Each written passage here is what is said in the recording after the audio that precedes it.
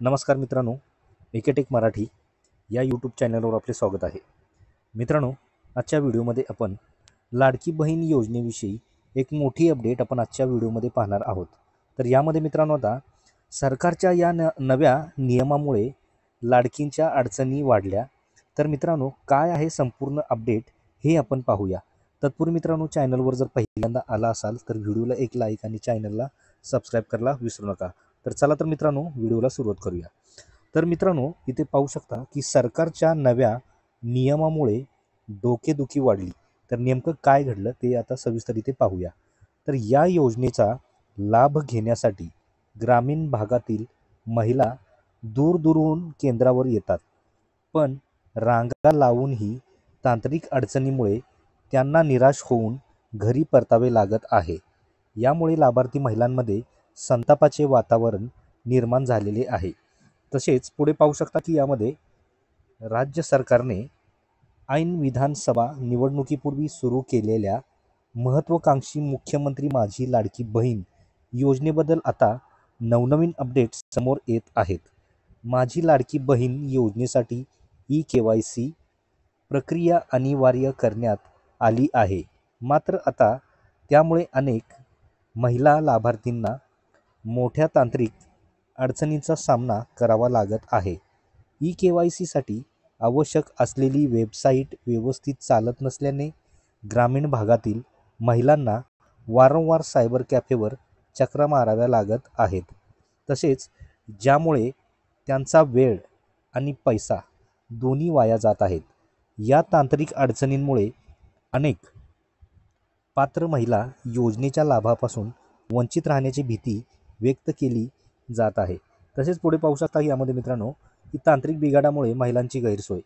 तर यामध्ये पाहू शकता की KYC पूर्ण करण्यासाठी महिलांना अनेक तास सायबर कॅफेमध्ये वाट पाहावी लागत आहे. लाडकी बहीण योजनेची वेबसाईट वारंवार हँग होणे, त्याचे सर्व्हर डाऊन असणे या अशा समस्यांमुळे त्यांची नोंद होत नाही. तसेच या योजनेचा लाभ घेण्यासाठी ग्रामीण भागातील महिला दूरदूरहून केंद्रावर येतात, पण रांगा लावूनही तांत्रिक अडचणींमुळे त्यांना निराश होऊन घरी परतावे लागत आहे. यामुळे लाभार्थी महिलांमध्ये संतापाचे वातावरण निर्माण झालेले आहे. तसेच या त्रासातून मुक्तता मिळावी अशी अपेक्षा महिलांनी व्यक्त केलेली आहे. त्यासोबतच वेबसाईट तात्काळ सुरळीत करावी अशी मागणीही केली जात आहे. तसेच पुढे पाहू शकता मित्रांनो यामध्ये की बोगस अर्ज रोखण्यासाठी KYC बंधनकारक. तर यामध्ये बोगस जे अर्ज आहेत त्याची KYC बंधनकारक, ते रोखण्यासाठीही KYC करणं बंधनकारक आहे. तर यामध्ये राज्य सरकारने योजनेतील बोगस लाभार्थ्यांचे अर्ज मोठ्या प्रमाणात आढळून आलेले आहेत. त्यामुळे KYC प्रक्रिया बंधनकारक करण्यात आली होती. या प्रक्रियेमुळे लाभार्थ्यांच्या कागदपत्रांची अचूक छाननी करण्यात येत होती. त्यामुळे बोगस अर्ज आपोआप रद्द होतील. तसेच खऱ्या पात्र महिलांना त्याचा लाभ मिळेल अशी सरकारची अपेक्षा आहे. मात्र सध्याची तांत्रिक अडचण पाहता बोगस लाभार्थ्यांवर नियंत्रण आणण्यासाठी उचललेले हे पाऊल खऱ्या पात्र महिलांसाठी अडथळा ठरत आहे. तसेच कागदपत्रे सादर करूनही तांत्रिक बिघाडामुळे प्रक्रियेत अडकून पडल्याने महिला हवालदिल झालेल्या आहेत. तसेच पुढे पाहू शकता की यामध्ये नंदुरबार जिल्ह्यातील अनेक महिलांनी मुख्यमंत्री माझी लाडकी बहीण योजनेचा लाभ लवकरात लवकर मिळावा यासाठी तांत्रिक अडचणी दूर कराव्यात अशी मागणी स्थानिक प्रशासनाकडे केली आहे. तसेच शासनाने समस्येकडे त्वरित लक्ष देऊन KYCची वेबसाईट सुरळीत कार्यरत करण्याची व्यवस्था करावी.